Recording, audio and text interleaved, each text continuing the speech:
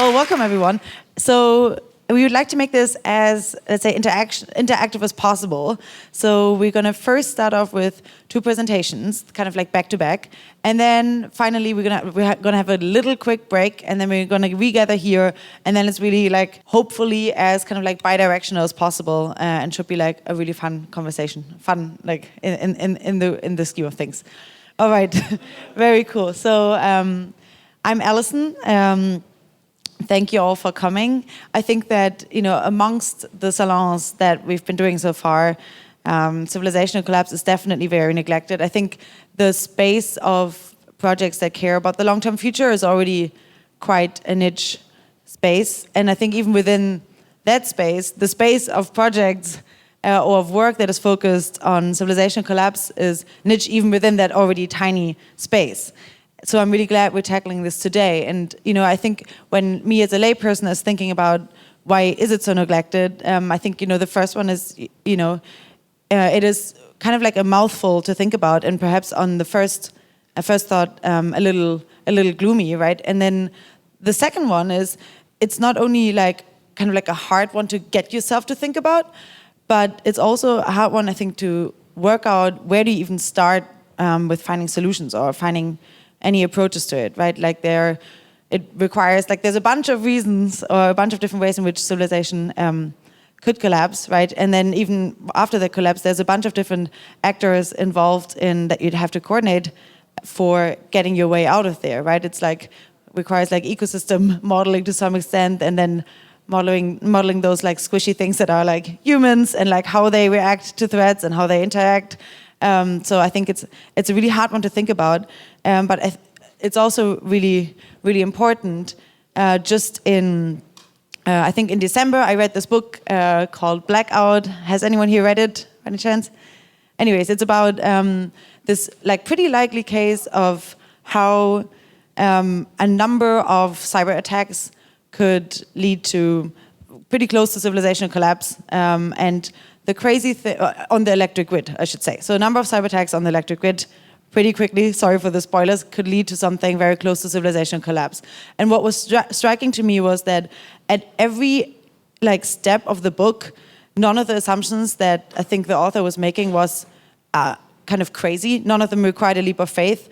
So very quickly you got from the current situation into like a really, really bad one. And every kind of like step on the escalation path was kind of like, yeah, this could definitely, I could see this happening. So I thought that was pretty scary. So I'm really glad that we're joined today by even 2 people who are trying to bring a little bit of light into this dark. And without further ado, we can start with the first talk by Jeffrey Ladish, who is a security researcher and risk consultant, and he will tell you a few things about managing uncertainties in collapse scenarios. So give it up for Jeffrey.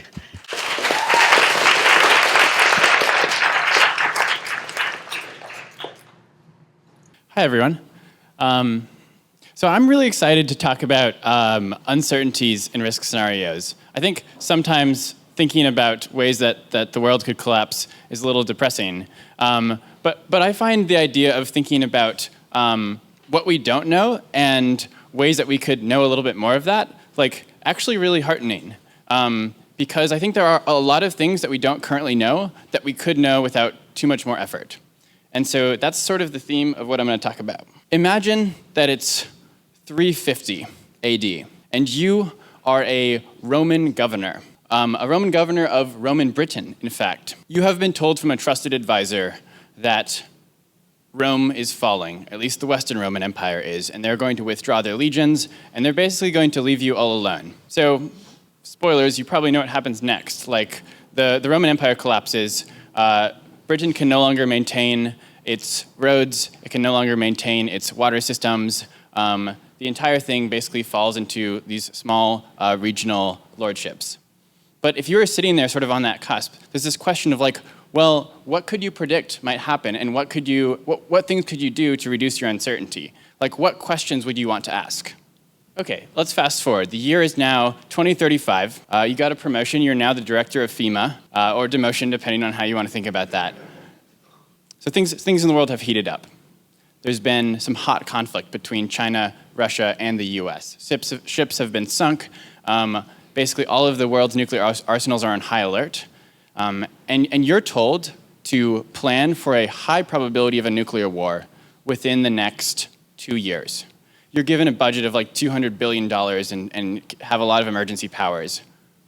Okay, like, what questions would you have? Like, how would you figure out how to spend that money?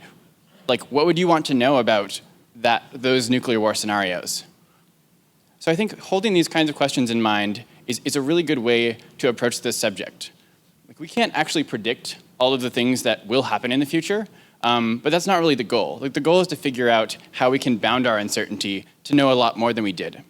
Okay, so we're going to talk about what is a civilizational collapse or a societal collapse. I'm going to say societal because it's a lot easier to say, but I'm basically going to treat them as the same. We'll talk about past examples, and then basically what risk is and how we can think about risk. Then we're going to talk about risks from nuclear war. You'll notice it's a little asymmetrical, nuclear war and all other risks. But that's because I think nuclear war has the highest risk of a civilizational collapse, so I think it sort of merits the most time. I'm defining a collapse as basically three things. Loss of a really important technology that sort of underlines society, a huge migration away from cities or depopulation of cities, and the breakdown of an established political order. So we can look at some historical examples. The Bronze Age collapse basically saw the Egyptian Empire, Babylonian Empire, and a bunch of Greek states sort of go to war with each other, and you had a bunch of cities that got completely destroyed and were never re-inhabited. And so this led to like a mini Dark Ages in Greece. The Roman Empire is one that I think people are pretty familiar with, but I'd point out that this is basically the last time that there was a united Europe. The Mayan civilization decline is also pretty interesting. You had these huge temples, you had a really elaborate writing system, and then the civilization didn't exactly go away, but they basically stopped building these, they stopped having big cities. Just really wasn't the same civilization anymore. So I stole this from the blog Slate Star Codex. Basically, this is a graph of how much lead was produced over time. The point that the author is making in this blog post is basically, no, there really was a Dark Ages. Like, the amount of lead that was produced during the Roman Empire, which was useful for a lot of things like making pipes for drinking water and things like that, basically declined in the Dark Ages and didn't actually go back up until the Industrial Revolution to the same heights. So technologies can be lost. Here's another example. Crazy analog computer from 200 BC could predict up to like 10 years or so lunar eclipses, and could also take into account sort of the not quite perfect orbit of the moon. We didn't get this technology again for 1,000 years. And I think the sort of non-examples are equally, if not more interesting than the examples. So here are some things that didn't cause a civilizational collapse. The Black Death, which killed about half of Europe. It's fine. Like, there's some political change, but we didn't lose any technologies. We didn't really lose any cities. Europe in World War I and World War II, millions of people were killed. Cities were completely destroyed, but they were rebuilt. We didn't lose any tech. We didn't lose any cities in the permanent sense. In cybersecurity, we often think about things in terms of risk. So figuring out, sort of separating out, what is the probability of something happening, and then how bad would that be if that thing did happen? So in the context of collapse, like, okay, how likely are some of these events to happen? And if they did happen, like, would that lead to collapse, or how bad would that collapse be? Okay, so let's look at this for nuclear war. There's an interesting question here, which is, why do we have tens of thousands of nuclear weapons and yet have never had a nuclear war? It's somewhat puzzling. And I think that there's sort of two factors which I think can help us understand this question. So one of them is this concept of deterrence, right? Like, if you can ensure that even if you get hit with a bunch of nuclear weapons, you're capable of retaliating, someone's going to have to really, really want to go to war with you in order to run that risk. So as long as you can keep a lot of weapons safe, you have some guarantee in terms of stability. So I think that that's a lot of the reason why we haven't had a nuclear war and the thing that has enabled stability. But there's another factor that's basically a goal for most states that sort of runs counter to this idea. And this is basically the incentive for a first strike. In the event of a crisis, you want to make sure that you can deter the opposition. So basically, you want to put all of your nuclear weapons on really high alert. What this means is if basically like the US or Russia or China ever thinks that someone else is going to launch a nuclear attack against them, and they think that that's likely to happen, they have a strong incentive to strike first. Because if you can strike first, you might be able to destroy a lot of the nuclear weapons aimed at you and reduce your damages by a lot. So even though you don't want to go to a war, and you would never strike first in peacetime, in the event that you think war is likely anyway, you have a strong incentive to do that.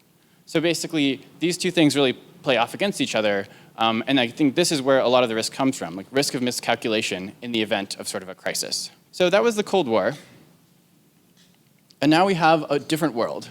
In terms of how these risks have changed, there's two categories. It's technological. We have faster weapons now, which decreases response time. We have autonomous weapons, which is like a big question mark. We don't quite know what that will do. And then for a lot of this new tech, we just don't know what kind of capabilities it will enable. And so sort of lack of common knowledge between states potentially leads to more uncertain and more dangerous escalation scenarios. There's also a very different geopolitical situation. In the Cold War, it was basically a bipolar world, right? So you have really two sides. You have the USSR, and then you have sort of US and NATO. But now we're living in a multipolar world where you could imagine potential conflicts erupting between India and Pakistan, or India and China, or the US and China, or the US and Russia, or China and Russia. Like there's a lot of different possible iterations and possible failure modes, and that's significantly different from during the Cold War. Also, you see big changes in like sort of geopolitical relationships. So like Russian economy is declining, you get a rising China. It's hard to sort of take all of these things and turn it into like a risk estimate, but I would guess that over the next couple decades, we're looking at a risk that's probably like twice of what it was in the Cold War, maybe like 2% a year, but I'm totally just making that number up. We can think about like, all right, what are the factors that influence probability? Next question is, how bad would a nuclear war be? Like, how severe would this be? So this is basically one of our standard ICBM warheads. The inner circle is the fireball, and the outer circle is the shock wave that knocks down most residential structures. And then the outer range is sort of intense radiation that leaves third-degree burns. Both the US and Russia have about 2,000 of these weapons deployed. So if you imagine 2,000 of these spread out across the United States and cities and other military targets, that's the physical destruction. So there's actually not a lot of uncertainty here. We basically know exactly what these weapons do. And so there's not a lot of question in terms of like what would happen there. Another effect that nuclear weapons have is they form electromagnetic pulses if detonated high in the atmosphere. So what this means is if you take a nuke and you detonate it, say 60 kilometers outside the atmosphere, you can destroy like a large parts of the power grid and a lot of electronics. But we really don't know, like, does that mean like most electronics in this like whole section get destroyed? Does that mean 10% get destroyed? And I think that this like question makes a big difference. Like if we knew exactly sort of what the effects of an EMP blast would be, that would help us model, in particular, risks of small nuclear wars a lot better. So maybe it's not a big deal if like you're talking about 2,000 nukes going off in the US. But if you're only talking about like a small war with, say, North Korea, and they only have 20 nukes, well, maybe with 20 nukes you could destroy most of the electronics in the entire world. Or maybe not. So like we actually don't know right now, and so like that's a big deal, right? Like if we knew that, we'd know a lot more about the risk from EMPs than we currently do. Risk of fallout is a lot better understood. So this is like modeling a full-scale nuclear war. Basically, if you're in any of the red zones, you need to be in shelter for at least a few days, but probably a few weeks. After that time, you're basically good to go. So we know that pretty well. What we don't really know is like, what are the long-term effects of radiation? What happens if nuclear reactors get hit with nukes? Like there's a big uncertainty there. But for the central case, we have a pretty good idea of what actually happens. Nuclear winter is an interesting one because I think this is potentially the most severe threat from a nuclear war. So in some models, basically, you're looking at a near complete reduction in the ability to grow crops for several years, up to several decades. And in these extreme scenarios, most of the world dies from starvation. But the tricky thing about this is that these models are really complex, and there haven't been many people who have studied this. And some studies say, well, it's probably not that bad, actually. Like, we don't expect there to be really big fire. Like, we don't know how big the fires would be, and so there's some uncertainty. So there's currently disagreement in the literature about how bad nuclear winter would be, which is a pretty big deal. If we had much better reduction in uncertainty about nuclear winter, we'd have a lot better sense of like what you need to do to prepare for a nuclear war. That's nuclear risks. Let's talk about some other risks. asteroids, supervolcanoes, and solar storms. The first two are pretty unlikely. I think we do have a pretty good sense of like roughly how likely they are, and I think for pretty severe ones, we're talking like 1 in 100,000. Like a chance, maybe one happens every 100,000 years. And yeah, they would be a big deal, but like because that's how improbable they are, I'm not super worried about them. Like I'm sort of willing to roll those dice compared to say nuclear war. Solar storms are a lot scarier to me. They're not as severe. So like you're looking at similar to sort of global EMP effects, where you could take out most power infrastructure, but you do have a like maybe 1 in 100, 1 in every 100 years or so chance of that. So we're actually talking about a pretty high likelihood of a solar storm. So the Carrington event in the 1800s was one example of this. There's sort of two classes of risks from biotechnology. One of them is sort of conventional biological weapons like smallpox and anthrax. We like kind of know what these things do, but they're really hard to test. Like you can't do a nuclear test for a biological weapon. Basically, you either use it in a real scenario or you don't. So there's actually a lot of uncertainty about that compared to nuclear weapons. Risks from synthetic biology are a lot more uncertain because we don't have the technology yet. So like I personally am quite worried about risks from synthetic biology because you have the potential to create organisms that are like a lot more fit, a lot more adaptive than current organisms. So you have potential like green goose scenarios where you have replicators that get out of control and consume the biosphere. Hopefully not, but we just don't know. So like that might turn out to be way too hard to engineer, and like that's like 1,000 years in the future, or it may turn out to be like 20 years in the future. And so I think being able to better reduce our uncertainty in this particular risk would go a long way towards improving our models. Climate change is an interesting one where like, okay, we definitely know climate change is happening. We know roughly why. And we sort of like have decent estimates of like how we expect temperatures to change. But I think where there's a lot of uncertainty is like, well, how does this relate to like human suffering? How does this relate to risk of collapse?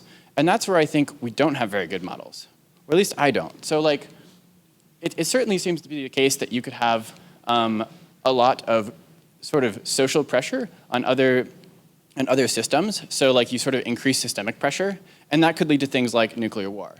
So like at least in my own estimate, I'm guessing that climate change acts more as a forcer on other sort of risks of collapse than the direct risk of collapse itself. So this is like a really convoluted graph of like all of the technological dependencies and sort of material dependencies that go into the internet. There's a lot of them, and there's a lot more that aren't on here. Basically, there's some people have proposed that society is getting more and more complex and potentially like much weaker to big sort of systemic failures. So, you know, World War I and World War II didn't collapse the global economy, but maybe World War III would because we have much greater interdependencies. I think this is pretty speculative, and like, I expect people like Robin Hanson would disagree. So I think this is like a promising area of study, because if we could get more clarity on this, that would be great. And then, of course, there's unknown unknowns. Nuclear winter wasn't hypothesized until the 70s. So we had 2 decades of potential risk of nuclear war before even being aware that it could be a thing. This is an image of sort of some drone art with the time lapse. Drone swarms are like, could this be a global risk? Like, potentially. But like, there's probably a lot of technologies that we haven't thought of. So one of the ways we can reduce uncertainty is trying to explore the search space, trying to figure out what risks might be out there that we haven't found yet, which is cool because this is where y'all come in. So if you have an expertise that's related to any one of these things and you're interested in collapse, I think one thing you can do to help is basically like go into the field, see where the current questions are, figure out sort of what we currently know and what we don't know, and then like write that up or present that in a sort of compressed way. I think if we had a lot more of that, we'd have a lot better sort of overall picture of what the risk landscapes look like. So yeah, thank you.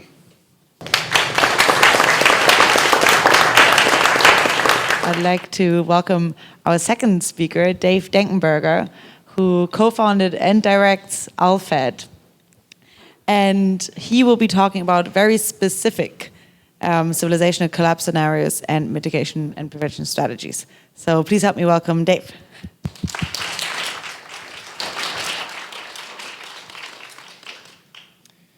Well, thanks for the introduction. So ALFED is the Alliance to Feed the Earth in Disasters. I'm also a professor at University of Alaska Fairbanks. So here are some people on the AllFed team. I bolded some people who are in the Bay Area that have been on the team, like Finan Adamson. And he's actually going to pass out a sheet if you want to sign up for more information.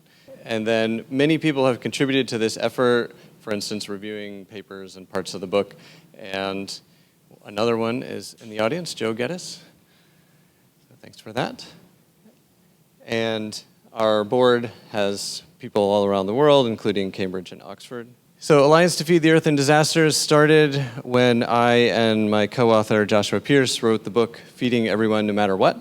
And if you're interested, I'll be signing copies afterwards. This lays the technical background, but then the organization itself is looking not just at the technical research, but also how do we get this implemented in the real world. So as we've mentioned, there are other organizations that work on preventing catastrophes, so we're not focusing on that here. That's Plan A. Plan B is interventions after a catastrophe happens that could prevent the collapse of civilization. And we'll talk about a number of different catastrophes, as Jeff has already introduced. Then Plan C is refuges. So if everyone else would die, then there would be some refuge with a certain number of people that could potentially repopulate the Earth. And then I'll conclude. So the icons to remind you of the different categories of catastrophes. We have the volcano for blocking the sun, so this would be like a supervolcanic eruption. So first start with blocking the sun. If recent nuclear winter modeling indicates around 8 degrees Celsius or 14 degree Fahrenheit global cooling in about a year, there are problems with energy and water, but the biggest problem is food. Stored food might last 3 to 6 months. People say, well, let's store up more food. Well, that's technically possible, but if you imagine an oil drum that is about 40 gallons, that holds enough food to feed one person for a year if it's dry food. If we wanted to feed everyone for 5 years, we would need to stack those oil drums from the Earth to the moon and back 40 times. So that would be very expensive, and we couldn't do it right away. And while we were doing it, we would increase the price of food, so more people would be malnourished. So it's not the best solution. What we've been focusing on is, are there what we call alternate foods that could be quickly scaled up in a catastrophe? And so some of these include single-cell protein growing on natural gas. There's actually a company in the Bay Area that is already doing this for fish food. In a really bad catastrophe, potentially people could eat it. Some insects can eat wood. There'll be lots of dead trees. We can take leaves that have been killed by the catastrophe and grind them up and actually get some human calories out of them. We can grow mushrooms on trees. Cows, sheep, and goats can eat dead leaves. And then the wastes from some processes could be used for others. If we have enough food to feed 7 billion people, we can keep many other species alive, especially if we only have to keep, say, 500 of that species alive. So this could be a biodiversity benefit. This shows a graph of how fast we might be able to scale up these different alternate foods. So this is the number of years after the catastrophe, and this is what % of the global population you can feed. Stored food runs out very quickly, but some things that might scale up very quickly would be mushrooms. I didn't mention what I call enzyme-produced food. We already have factories that take corn stalks and use enzymes to break them into sugar and then turn that sugar into ethanol to substitute for gasoline. But if what we really needed was food, we might be able to stop that process at sugar and eat the sugar. So we might be able to retrofit existing chemical factories to produce this food. And I use the example of World War II. In the US, before it entered World War II, it was hardly making any airplanes and tanks. But once it entered, it quickly retrofitted the automobile manufacturing plants to produce airplanes and tanks. Jeff has focused on the real sun blocking scenario, for instance, nuclear winter. And that's the worst scenario. But I'm also concerned about some slightly smaller catastrophes.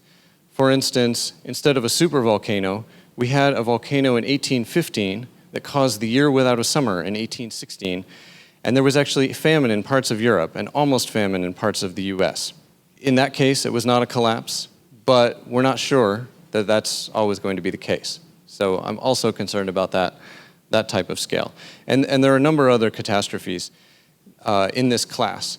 There was a UK government study recently that said that there could be extreme weather on multiple continents at the same time, like flooding and droughts, that could reduce our global food supply by 10%. And you might say, well, we feed more than 10% of our food to animals, and we waste more than 10% of our food, so the technical solution is pretty easy. But the concern is that the price of food could go so high that hundreds of millions of people would not be able to afford it. And so if we could find a way to produce alternate feed, so something else to feed animals instead of all that human edible food that we're currently feeding to animals, that would be great. And so it depends on the type of animal. I've mentioned some of these already. One I didn't mention was that food discarded from people could be used to feed pigs, turkeys, chickens, and cats and dogs as pets. And then I looked at some cost effectiveness. And here, as I said, hundreds of millions of people could die in this scenario. And yet I think that if we spent $100 million to do some research and development of these promising alternate foods, and we had planning at the government and corporation level such that if there were a catastrophe, we could respond very quickly, that we would increase the chance of feeding everyone. And I developed this Monte Carlo simulation on the tool Guesstimate, and thank you to Ozzy in the back for developing Guesstimate. And the results are pretty striking. Because there's so many lives that could be saved and a significant chance per year that one of these catastrophes happen, it's more likely than the actual full-scale nuclear winter.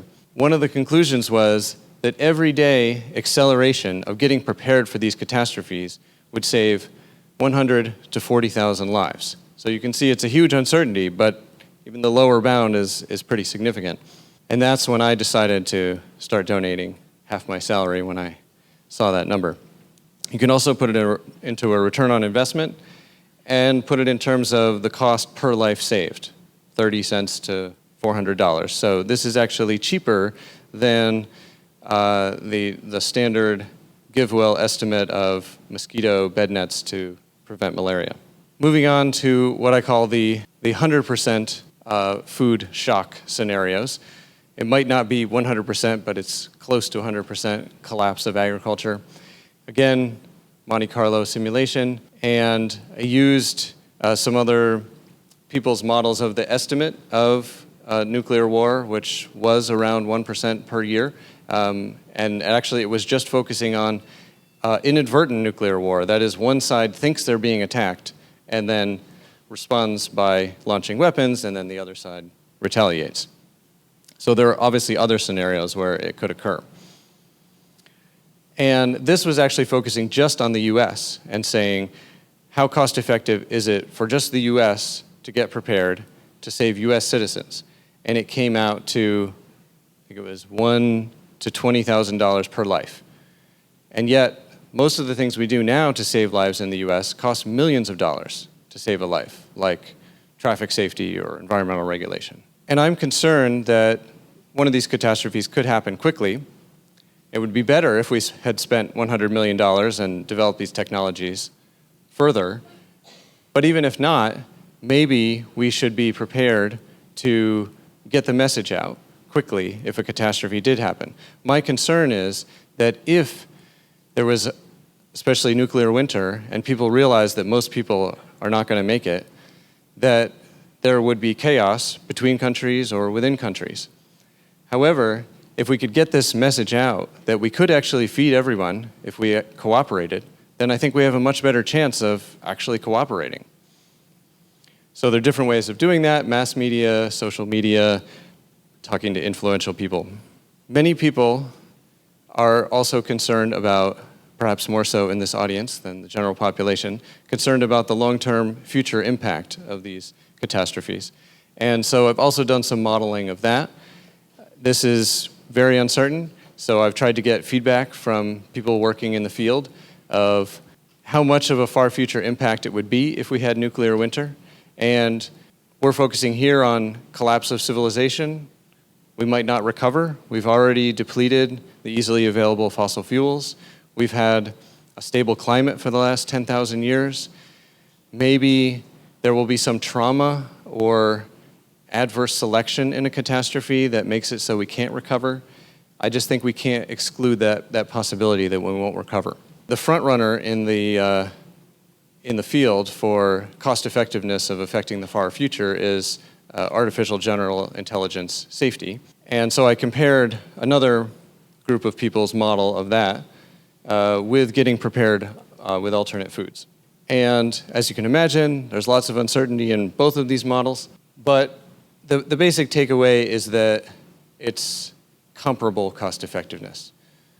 I think that AI might be greater overall scope. Maybe we should spend more total money, but I think that some money should be put towards these type of preparations. All right, so moving on to loss of electricity or industry.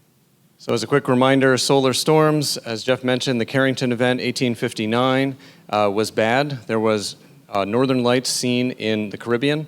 It might not be large enough to actually disrupt electricity globally, but there's evidence that there have been even stronger solar storms in the first millennium AD.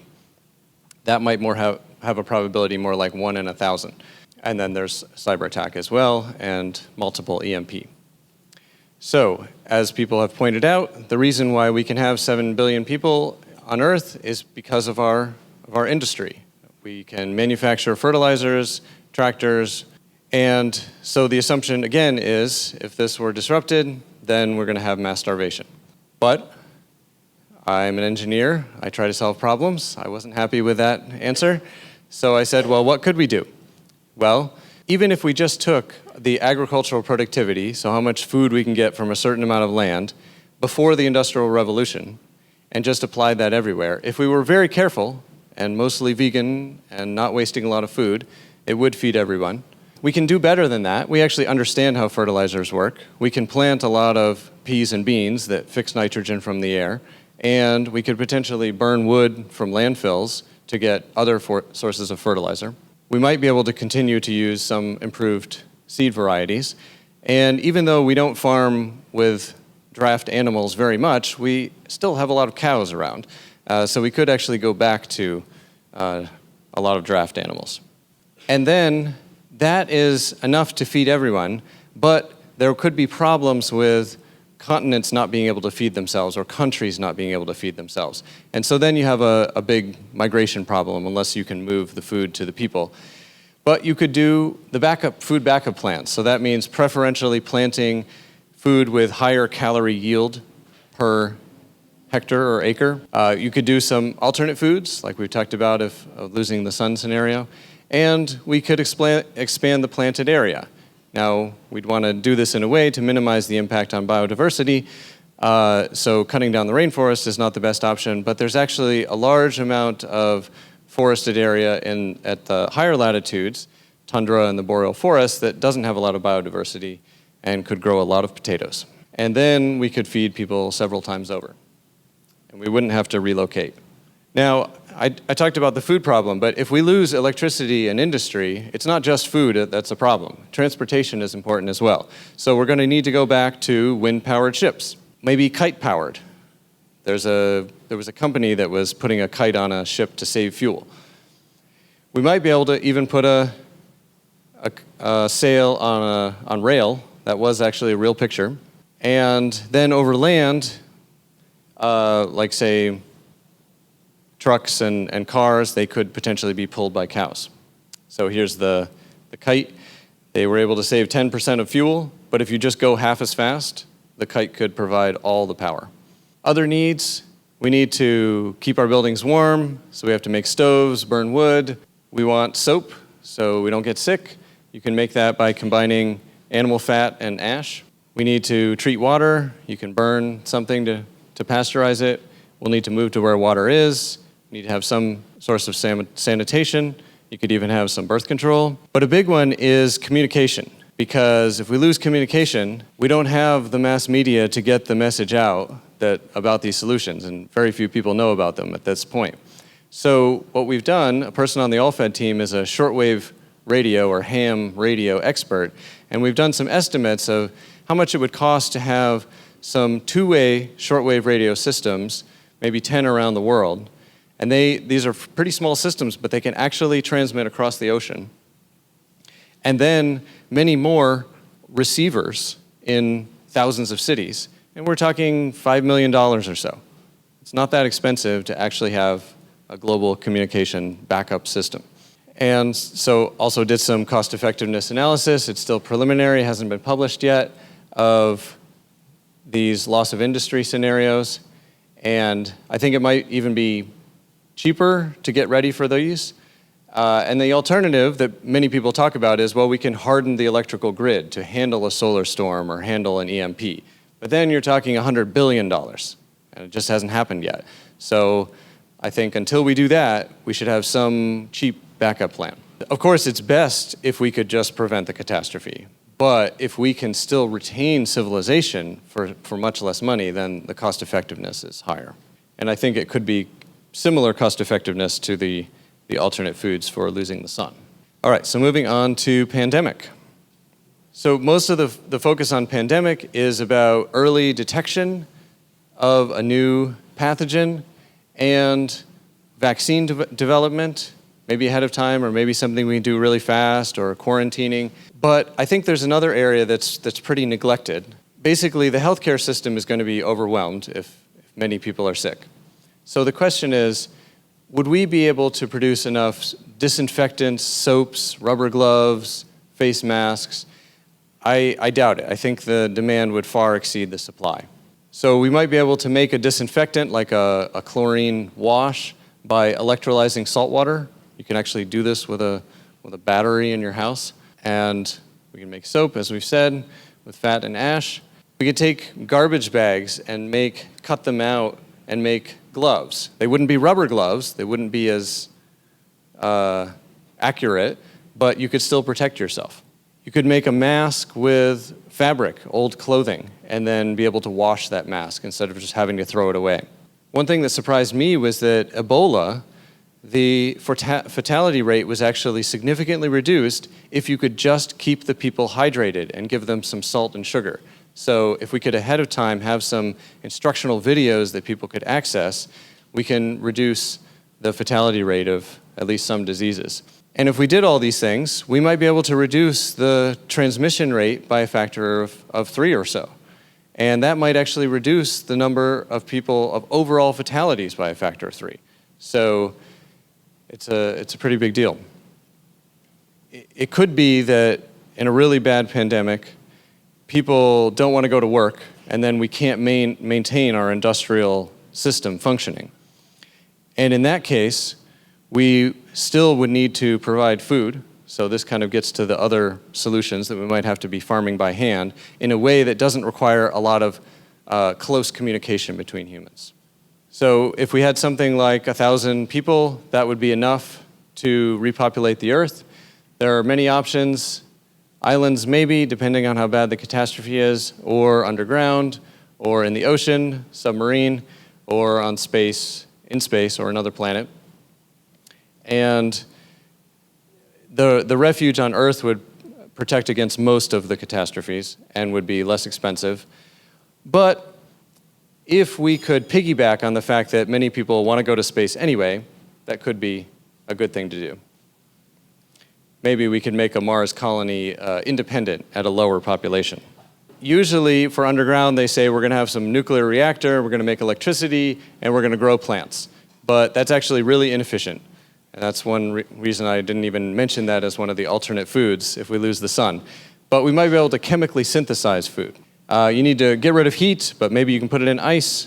And maybe the cheapest option is modifying a submarine and then having a recovery manual. There's a book called The Knowledge. Maybe the first assumption is, yeah, we'll be able to continue our technological civilization, even though there's 1,000 people. Robin Hanson pointed out that We might not even be able to maintain farming. We might have to go back to hunter-gatherers. But I think it's something that is worth investigating. Maybe we can have 3D printers that can print vacuum tubes, because that's just glass and metal, and use that for control. Like, with 1,000 people, we're not going to be making semiconductors, but we still might be able to maintain some technology. And I would really hope that we could maintain science and the germ theory of disease. And if you're on Earth, you can use resources from landfills.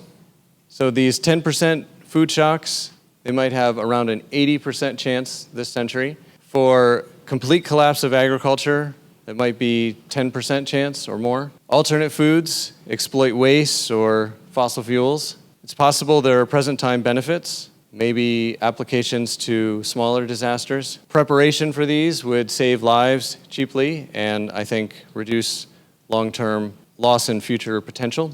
Losing industry, similar probabilities, similar cost to get ready, so similar cost effectiveness.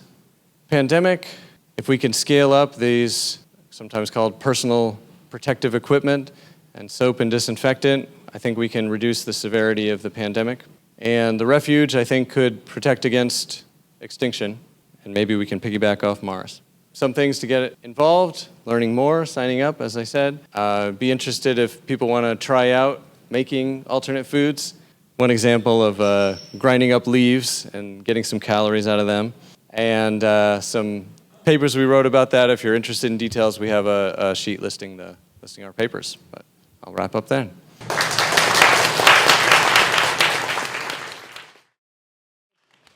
Okay, well, welcome back. I think maybe I'll start with like 2 or 3 questions to get us going, and then feel free to already raise your hand after that, and then we can see what kind of discussion we can have going on. All right, so I think, in the beginning, I basically just like said your guys' names, in the interest of like having, all the attention on the presentation, but I think now would be cool to actually get perhaps like a little bit more in your background, because this is a niche topic. So I'd be super curious to know what got you thinking and what got you interested in the topic in the first place, and has your thinking updated somewhat since kind of like doing that deep dive for the first time? Do you want to start?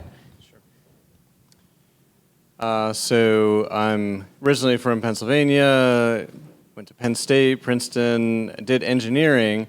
So it seems a little strange that now I'm doing food, but how I got into this, but I like to think that I was kind of an early effective altruist before there was a movement, effective altruism, maybe 20 years ago. Yeah. And so I was thinking about, how to have the biggest impact on the world, and I got interested in the long-term future, and I was reading this paper that it said after the dinosaur-killing asteroid, the sun was blocked and there were lots of dead trees, and they said the world was ruled by mushrooms. And then they said, well, maybe when humans go extinct, the world will be ruled by mushrooms again. And I said, wait a minute, why don't we eat the mushrooms and not go extinct? So then I went on from there, and you see all the other examples. So I don't know if... and I guess how my thinking has evolved. Well, so I didn't get to talk about it in the presentation, but even in a pretty severe nuclear winter, there's likely to be some sunlight getting through, like maybe 40 or 50%. And so since writing the book, I think that we might be able to grow seaweed, actually. And now that I'm in Alaska, learning about Alaska, I found that the Aleutian Islands that go out into the Pacific, it's very cloudy, it doesn't rain a lot, and it's so cool in the summer that you can't grow trees there. It's actually pretty similar conditions to nuclear winter in the tropical areas, but they can grow potatoes. So I'm more optimistic that we might be able to grow something. The German potato head in me likes to hear this. Great. Okay, Jeff.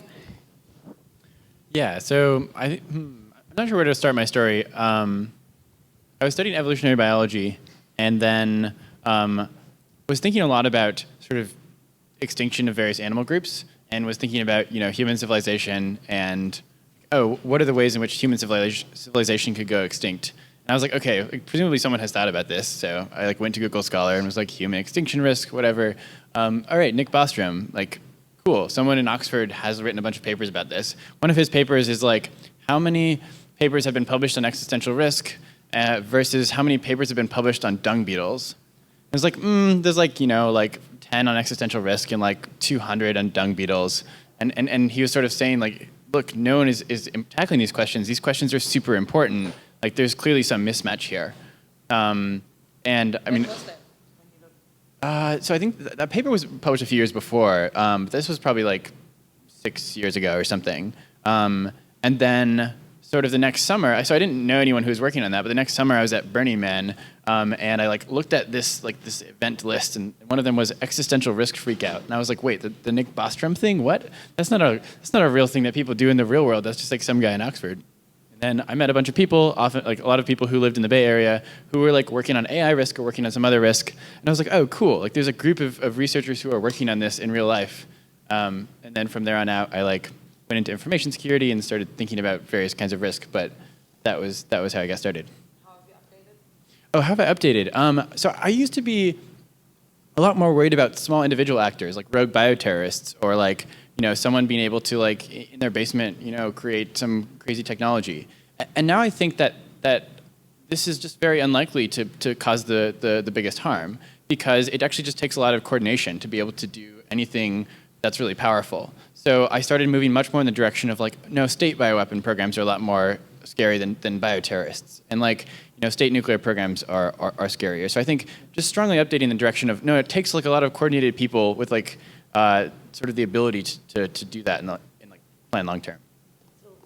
So would that go somewhat kind of like in contradiction to vulnerable world hypothesis, in the sense that it now takes a much like smaller number of like small scale actors to cause like massive numbers of risk? If you're more worried about like large scale actors? No, I don't think so. So I think it actually goes hand in hand with vulnerable world hypothesis.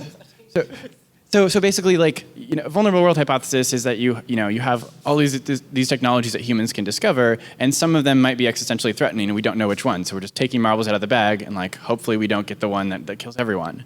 And so I think it is true that like we're getting more powerful tech, and it's also true that it's getting easier to make more powerful tech. But I think what I'm saying is now it used to be just it used to be just the U.S. and Russia that could say cause a nuclear winter, and now it's a lot more states. But it's still mostly states. And so I think what's going to happen is that more and more states are going to be functionally capable of destroying the world. And like maybe SpaceX could do it too. So maybe companies as well. But that's still like very different than like individuals being able to do it. I think we're still a pretty like long way out from individuals being able to do it. So I think the bulk of the risk is contained in states and like other big actors. All right. Okay. I thought it was like incredible when you said that for $5 million you could, potentially install like radios like at enough places at least to like get some like very groundwork communication going. That was like a flabbergasting number to me, I think. All right. So I think in the sense of if you could like think in the future of like a state where you'd feel like comfortable that we've like at least like somehow leapfrogged our way to like a stable or a more or less like world that is like where you're much less worried than now. So what do you think? Can you like backcast from that? So what would be like the events that would happen before, where at each of those instances you're suddenly much more confident that we'll actually make it through? You can go first. Okay. So I think this is a really hard question, but a good one. So one thing that would make me feel like a lot better is if we had something you mentioned, which is like having real shelters on Earth, or not on Earth, but probably on Earth, in many different locations that had really stockpiled knowledge, food, equipment, and sort of like had like basically that we had backup plans. And like these are things that governments could do. We did like some small versions of this during the Cold War, but not really in a sort of a long-termist viewpoint. So that would be one thing. And I think the other thing is something like a actual some sort of like big like political change that it sort of sounds crazy, but like something like an actual like super level world government that made it so that you couldn't have nuclear weapons anymore. Which like sounds impossible, but that would actually be the thing it would take me to be convinced that nuclear risk wasn't important anymore. Short of that, I'm like, yeah, but you're still going to be in the state of deterrence forever. It's like, well, do you want to have a 1% risk per year forever? Like, ugh. So something that's like some sort of, and maybe it's not world government, maybe it's some other sort of like incentive mechanism that I haven't heard of, but some sort of like different kind of political mechanism that would change sort of the logic of nuclear deterrence. What do you think like is the main thing that's holding us back right now? Do you think it's like kind of like a bias for not even wanting to think about this, right? As you could think like in the case of longevity, maybe, you know, some people that don't really want to consider longevity as an option for themselves, because then they would have to kind of like get to terms with like how bad death would be in the first place. And I could see something, you know, there happening on a very much larger scale where like, you know, it's really one of the worst case scenarios. So do you think it's like more like a bias, or do you think it's like kind of like what would be kind of like the point with the highest like expected value to tackle if we want to get that right? Is it like coordination failures? Is it, you know, incentives within academia? Like, what do you think would be like the highest lever to pull? Well, I think the background is that optimists tend to ignore the risks, and I was guilty of that for many years. And the pessimists tend to take the risks seriously, but don't think we can do anything about them. So it does require this strange coincidence of taking the risks seriously and thinking we can do something about them.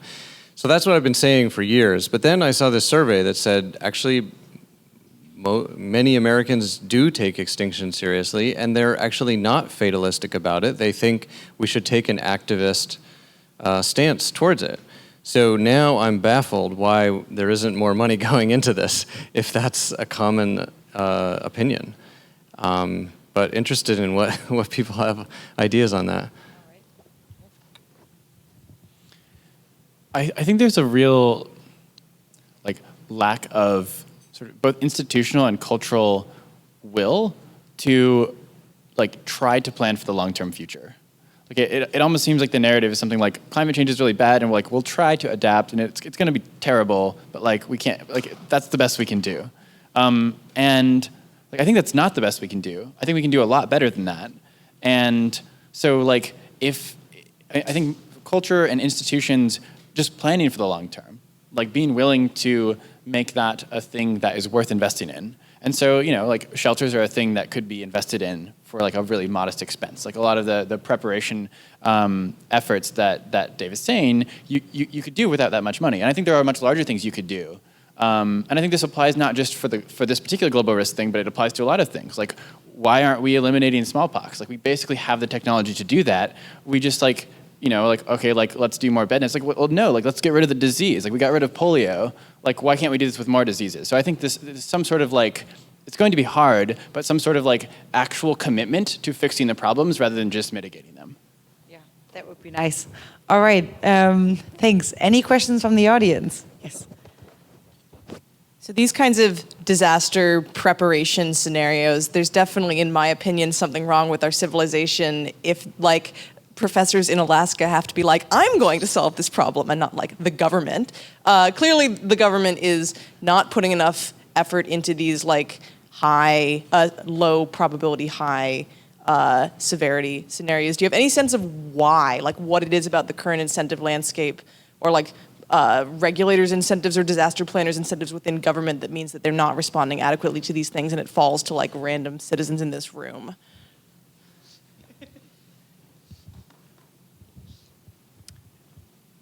I think that since the U.S. government has lots of nuclear weapons, it has been hesitant to recognize the risk of nuclear winter.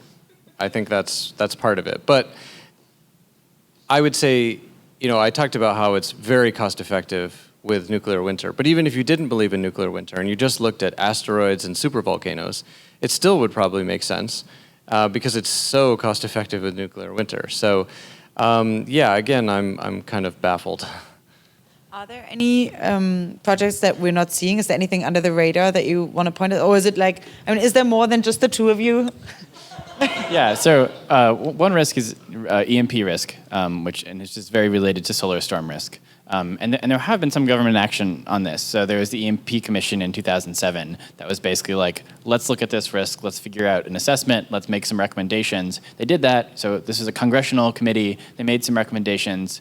The recommendations were ignored. They reconvened. They made some more recommendations. recommendations were ignored. And then recently they did that again, and like I think finally Trump signed an executive order to like put some money towards that, which is great. And so like I think that was a case of some combination of like sort of bureaucratic tangle and regulatory capture, where I think a lot of the power industries were like, yeah, we're fine with this, but like we're not going to pay for it, so are actually not fine with it.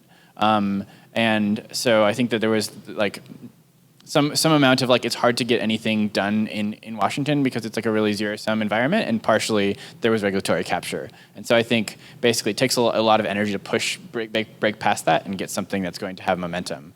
And so hopefully this is happening with EMP work, and hopefully that will happen with more stuff too. Great. Okay. Other questions? Yes. You had in one of your slides, is it loud? Okay, yeah. You had in one of your slides a lot of scenarios that didn't cause societal collapse and a lot of scenarios that did cause societal collapses. Can you like talk about what the distinguishing properties would be between those two? Like what kinds of events end up causing civilization collapse and why those particular ones?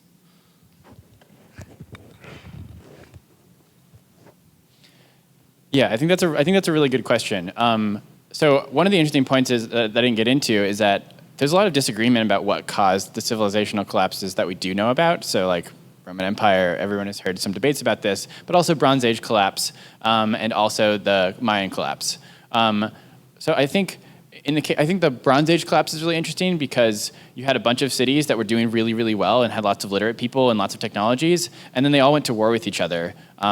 And basically destroyed all the cities, and then there was a huge collapse. So I think there is some evidence for like really big wars destroying all of the infrastructure and not being able to do anything after that, which is markedly different than World War I and World War II, where you still had a bunch of functional economies that were able to sort of come in and bring in like equipment and stuff like that.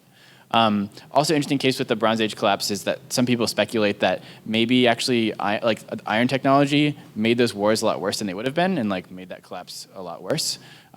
So I think there's some like theory between like how bad weapons get in between wars and then like how destructive those wars are. But again, World War I and World War II didn't cause a collapse, so that can't be entirely sufficient. But I think that like these questions are really open questions. I think that they're like really not solved, and some of the questions about sort of systemic fragility in terms of like how fragile is the global economy right now, and like the financial system and the food production system, I personally really don't have good answers to, and like would like to figure that out, but I haven't seen that much really good work on that particular question. Like I'd like to see more economists who are thinking really deeply about this and like trying to make arguments for one side or the other. Would you like to answer? All right, cool. Okay. I'm gonna go around. So as a follow-up on that, it seemed like a lot of the, at least from the all-Fed side, a lot of the suggestions were about sort of very centralized solutions to these problems that might run into the thing that Jeff was just talking about sort of systemic collapse and these systems being tied into all these other systems. And I wonder if you guys have done any thinking about decentralized solutions and if that makes sense in the current thing, and like what are your thoughts on that sort of solution? So in the case of the sun-blocking catastrophes, there would be certainly some destruction of infrastructure, but most of the communication systems, fossil fuel industry is available. And I think that the food produced at large scale is likely to be lower cost. But we could still have some small-scale production. The idea of grinding up leaves and getting some calories out of it, that has been done at the household scale, and that could be done. You can grow mushrooms in your basement. So certainly that could help supplement. But then in those catastrophes that really do disrupt electricity and industry, then we really have to have small-scale, at least food solutions. Now, I've said it's still really valuable to have a global communication system because we need to know what's going wrong and try to coordinate. But yeah, the transportation solutions and the food is going to be small-scale. Next question, I think it was you.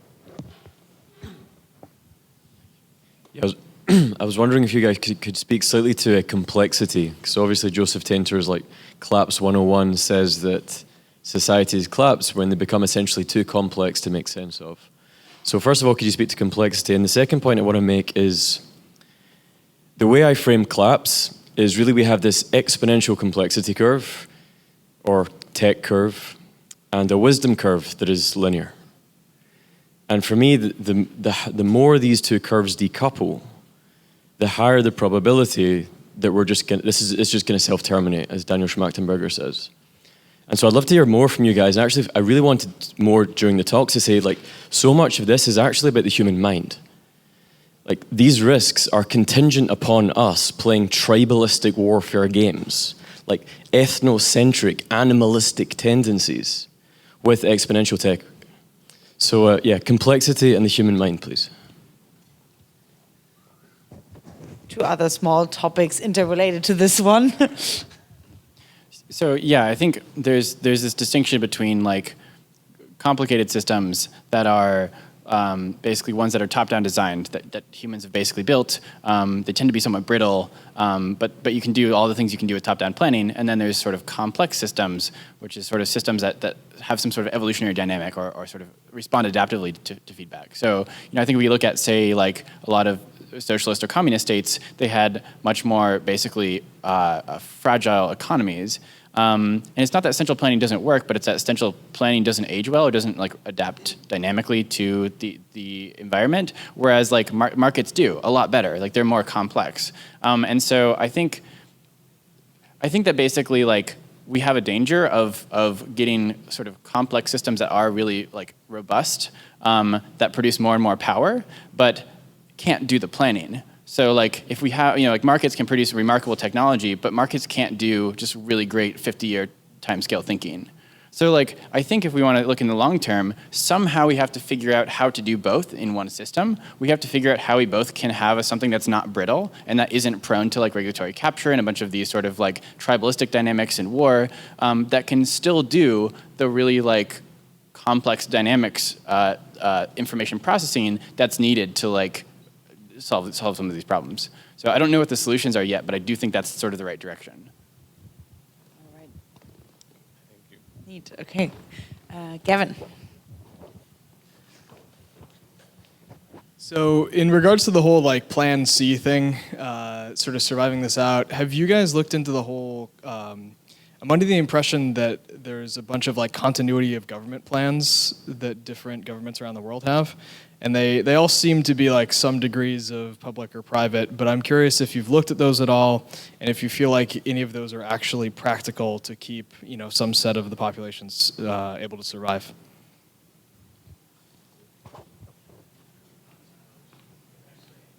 Can you name names of the ones that you know about? The US has one, I believe China has one. Basically, like to make sure they look at it from like, how do we keep the people in power alive through a big catastrophe? So it might not be the people that we would handpick, but it does. I wonder, because if those are actually really good plans in place, then it seems like it alleviates the concern of needing to make these arcs, right?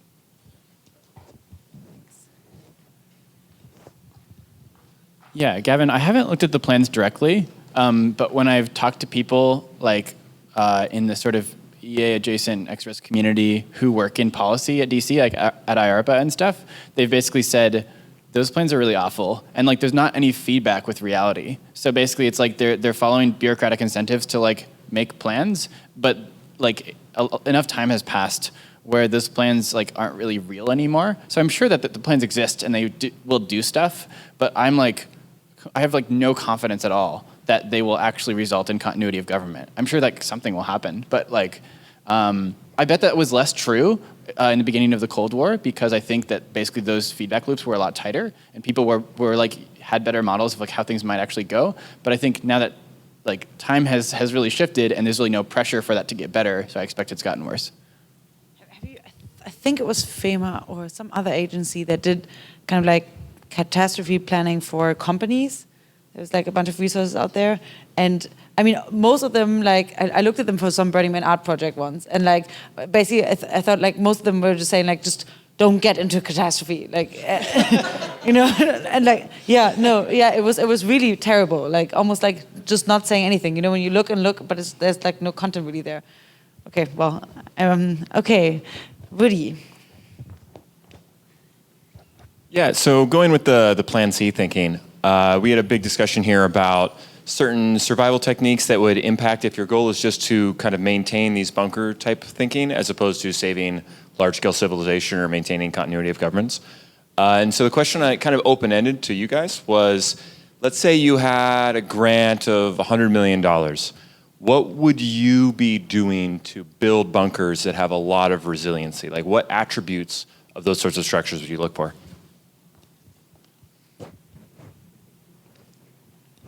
Well, I first should clarify that Alfed that is really trying to feed everyone and prevent the collapse of civilization. But I independently have published a paper on refuges, so I thought I'd include it. And it seems like there's a lot of interest in it. We haven't done detailed costing, but I think the underground refuges or the submarines, you could probably have a couple of them for $100 million or a few of them, and then that would increase your chances of survival to have that redundancy. One of the things you have to think about is how long they have to survive independently. Like how long does the catastrophe last? And these recent nuclear winter models indicate something like 10 years or so. But you can imagine even really more extreme scenarios like a 100-kilometer diameter asteroid hitting, and then the Earth would get really hot, and it could be hot for a century. So that would be a really difficult refuge to build, so that would be a lot more expensive. You mentioned the book Knowledge, like, right? What's that? Yeah, so Lewis Dartnell, who's in London, I've met, wrote this book called The Knowledge, and it is basically, the idea was a handbook for the recovery of civilization. That is, this is assuming we lose civilization, what do we need to know, ideally in just one book, so that we can recover civilization? So it basically goes through our basic technologies, bringing us up to, I don't know, 1800s or something like that. I mean, it's not semiconductors. But I think one of the conclusions was the most important thing we need to retain is the scientific method, because then we can figure out all these other things. And it took us so long to figure out science in our history. It's very interesting to me that many people think that the Toba supervolcano around 70,000 years ago nearly wiped humanity out. There's some debate about that. But if that were true and we were down to only a few thousand people, if we had grown at 3% population per year, we would have gotten to billions of people in just a few centuries. And I think, we can grow that fast if we actually understand science, but we didn't. And so it took us 70,000 years to get here. So it's just a huge difference actually understanding science. Oh man, crazy. Have you looked at the Long Now's Manual for Rebuilding Civilization? I think it's called Manual for Rebuilding Civilization. Not recently. Okay, all right. So I think I think it's really important to specify what the goal is. So say you have $100 million to try to maybe get a group of people to survive collapse. So I think my two questions are like, are you merely trying to make rebuilding faster, or are you trying to solve existential risk? And I think these two things will yield really different results. So if you're just trying to rebuild civilization faster, I think it's basically like seed, a lot of different parts of the world with both knowledge, communications, equipment, and tools. So we have a ton of knowledge about how to do all the things that make civilization possible. Humans are super adaptive. If you just spread that out a lot, I think that just greatly increases the time to get back to the present. But that doesn't solve AI risk. It doesn't solve multipolar traps. It just gets you back to where we are. So I would say if you're trying to solve that, then there's this question of well, how do we somehow get wiser than we are powerful? And then I think there's some question about, well, what kind of knowledge about that do we have today, and how do we preserve that? And also sort of like, if we have the chance to shape a post-collapse world, how do we shape it more in the direction of cooperation and building long-term systems that will be functional and won't fall into nuclear deterrence again? I mean, I think one of my fears is that if we have a collapse, everything comes back, we build nukes again, we deter each other again, and then et cetera. Like, that would be a terrible future. So I think it's a very different question if we're talking on existential versus like just rebuilding. If the marginal apocalypse were to happen tomorrow and wipe out 90 or 99 or 99.9% of the population, who would be the people that would be the 10% or the 1% or the 0.1% that would survive? So in the case of nuclear winter, if we don't have these alternate foods and we just have stored food, and we had a scenario, of course there are many different types of scenarios how this could play out. What I've described is what I call the economic scenario, where there still is trade between countries, flow of information, and so there's a global food price. There's not conflict, so it's better than that, but there's also not aid and charity, so it's kind of a middle-of-the-road scenario. And in that case, around 10% of people survive, and it's basically the rich people that can afford the food. But I haven't modeled other scenarios. But then I should say that what we're trying to do in AllFed is come out with these alternate foods that cost much less, and if we can get it to, I think it's about $1.25 per pound of dry food, then 97% of people would be able to afford it. So it's a completely different scenario than what we have now. Nice. Okay. I think that the sort of first pass guess is places that are not as directly affected. So like in the case of a nuclear war, like most of the northern hemisphere is going to be really destroyed. And if there isn't a really strong winter effect, then much of the southern hemisphere is like fine. Not necessarily like super thrilled, but like they're not like there's not actually physical destruction of that infrastructure. So the effects on those places would be second and third order effects.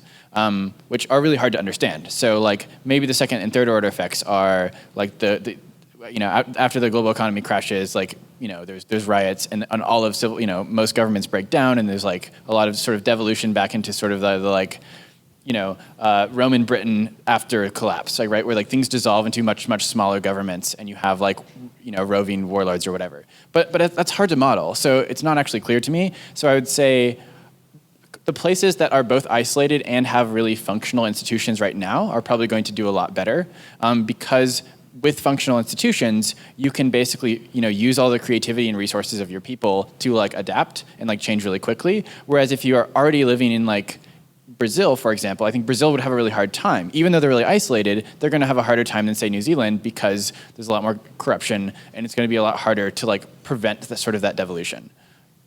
Yeah, I read, and I don't know whether that was fake news or not, but that after the Trump election, like the number of standby flights to New Zealand got like whoops, drastically. Okay, next one. Yes, over here.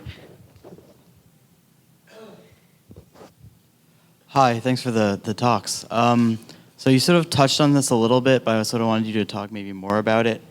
You just touched on it a bit now. I was wondering sort of what political structures do you think are most robust to civilization collapse, and maybe current ones now or ones that you think could be better in the future? So imagine maybe civilization collapsed, and now we have this kind of like unique chance to build anew. What do we do for not mutual deterrence? Yeah, I mean, I don't know. I think that's a question I'm really interested in. I think so. I think there's this question of like how do we have states that are like not fundamentally about war and conflict? So how do we make a world where one of the main functions of states is to protect you against other states? Like I think if we could somehow get to if there was an equilibrium that was like that, I think we'd be in a much better world. And then that would like help us with a lot of different kinds of multipolar traps. So like it would also help us with AI arms races. It would also help us with biotech type stuff. So like somehow having real global coordination that's not fundamentally based on nuclear threats, not just nuclear threats, also right like other kinds of military threats, but but like we have to also get smarter too, like and wiser. So it can't be enough to just not fight. We also have to figure out like how do we accurately assess the risks of synthetic biology. Like even if you have a unified world, it doesn't necessarily mean you can do that well too. So it's like we need to both not fight and have good enough institutions or good enough sort of like systems of people thinking about problems that actually result in us having like great safety analyses and systems for dealing with those things. Just driving off of this idea, perhaps, if we were to represent population growth and bell curves and seeing that the growth could not go for infinity, the idea of either self-correction or through correction of catastrophes is inevitable. But there's nothing, I don't hear any talk of self-corrective, either whether that be how can you monitor population growth or any other things that you can kind of speak to of that as also a solution to perhaps fix the inevitable collapse. Thanks. Okay, after this, we maybe have time for one or two more questions.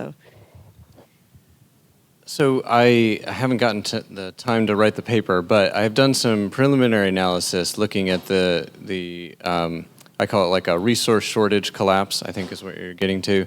And I don't think that is too likely in that, replacing fossil fuels with renewable energy, you need to store it. And there's some embodied energy in creating the wind turbines, but generally it can pay back. And we are using up our easily accessible mineral resources, but we could even go back to mining landfills. I think it's already happening in Japan. And look at how much space people take up. And the food, we already have much higher agricultural productivity in Europe than we do in the rest of the world. So if we applied that everywhere, then... So basically, I think we could be nearly at the U.S. standard of living with 10 billion people just with the current technology. It's not guaranteed we'll get there, but I guess I'm less worried about the slow changes. And of course, there are lots of other things that happen slowly, slow climate change, desertification, things like that. But when we have more time to react, I think that generally we'll have market signals and we'll get more efficient. So I'm most worried about the things that happen fast. So the part of climate change that is abrupt, and I didn't get into details, but there's evidence from the ice core record that the temperature of Europe fell 18 degrees Fahrenheit in just one decade. I mean, that's an abrupt change. So that's when you need to have alternate foods and things like that. Or maybe there's extreme climate change. So we could have 18 degree Fahrenheit global warming. It wouldn't happen in one decade. It would take longer. That's a bigger change, and then we need the alternate foods. Of course, there's uncertainty of how much population we're going to get to, but I think I just heard that the number of births globally has fallen for the first time, and so I'm optimistic that we'll stabilize eventually. So, data and ideas are forever as long as you can store them. You mentioned like $100 million is what you would need to do something with a rate of return or something. I guess my question is, what if you had this kind of money, what kind of study or information or project would you want information from to benefit what you're working towards? Like, what information would you want to have? Would you think would be most valuable that would require this kind of money? Well, I think that $100 million is part research and development, which is more, longer lived. We can store the information forever, but if we figure out how to retrofit our factories to produce food, but then in 50 years our factories are different, then we need to update it. And then in the case of the planning, that probably needs to be updated more frequently. And if we brief people in government and then they leave, we have to brief new people. So the $100 million, I would say most of it you should spend in the next few years, ideally, getting this information. But then we need some maintenance amount of money to make sure that we're continually prepared. Are we running drills to make sure that the plans are actually realistic? One of our board members, Robin Hansen, who many of you may know, said we could actually run a test where we say, okay, the government says we're going to pay a certain amount of money per pound of food you produce, but we're not going to tell you when to say go. It's going to be a random time, so it's going to be more realistic, like a tech catastrophe. And then after 2 months, you get paid on how much food you produce. So if we could have these actual tests of if this plan is working, then we'd have much more confidence that we'll be better off in a catastrophe. The gamification of it. Great. One thing I've noted in my recent research is that there were a lot of like really good ideas in the 60s and 70s about nuclear risks and deterrence and like ways potentially out of some of those scenarios that aren't like gone, but no one talks about them anymore. So like they're basically culturally lost or culturally dead. And so I think I do worry a lot about this kind of work being like relevant for a little bit, and then sort of going out of fashion, and then people forgetting about it. And so I think, just learning about the things isn't enough. We also have to figure out like how to build good institutions that can do things with that knowledge, or change existing institutions into that. But I do think that there has to be some like a continuation of the tacit knowledge, and also like sort of the goals and like the whole point of what we're trying to do, rather than just like the knowledge of how to mitigate risk. Nice. Yeah, I think that's a point well taken. Like people like at Foresight trying to do this, so it's very good. Yeah. Well, on that point, could you point people to resources or websites or specific work out there if they did want to stay up to date or did want to share that or something, or do a deep dive? That would be a good first place to go. Oh yeah, I mean, there's so many different places to go. I think this is, I actually. Oh, really? Yeah, no, it's great. So like Wikipedia is one place to go. So like a lot of what, no, seriously. So it's like ask yourself like what the question is, or what the questions is that you're interested in, and then like most of you probably already do this, so like I'm not saying anything, but like like EMP is like I'm gonna go read the Wikipedia page, then I'm gonna go look at the references and then follow the references, and then I'm gonna figure out who's working on it, like who are the actual people, and I'm gonna try to figure out like why are they working on it, if you want to go deep into the thing. So I think that's just like just following your own curiosity and like using the internet is just great, and then I think there are like more specific people. So I do think that like Nick Bostrom, I think is really like the place to start for thinking about existential risk. I think he's like really good at laying out systematically like what the different things are, and it's abstract, but like I think it gives you a really good frame. And then I think other people are good at thinking about other parts of it. So like I think Daniel Schmachtenberger is great at like the system dynamics and thinking about like how do we get out of multipolar traps, like what's up with that. I think that like if you're interested in AI risk, like that's less my field, but there's like I think a lot of good resources on for that. So I don't know. It kind of depends on the field. I think like in terms of like nuclear risk specifically, which is like what I've been specializing in recently, I think actually going back and reading Thomas Schelling and the other game theorists is a really good idea, because basically everything that's like in popular narratives now is sort of like a distorted view of the original theory, and the original theory is much better, and so it's like worth going back to. Thomas Schelling, yeah, Schelling, yeah, and Schmachtenberger, yep, yeah, and then in terms of other game theorists, Herman Kahn is also really interesting, very controversial, but like has some interesting stuff. Yeah, especially on Cold War dynamics. Yeah. Okay, cool. Well, that was a good general background. If you are interested in volunteering type stuff, certainly Allfed, you can see the flyers, allfed.info. We've had a number of people interested in volunteering, and there are a number of different fields that could be relevant to contribute. So happy to talk more. Ask those two guys, I guess. And I'll be sending out some follow-up material, which I'll be crowdsourcing from the two of you. Thank you so much for coming. I hope to see you at the next one. And thank you so much for your presentations. It was a lot to take in, but a lot of very new information. And I think that's usually a really good sign. Thank you so much. I really appreciate it.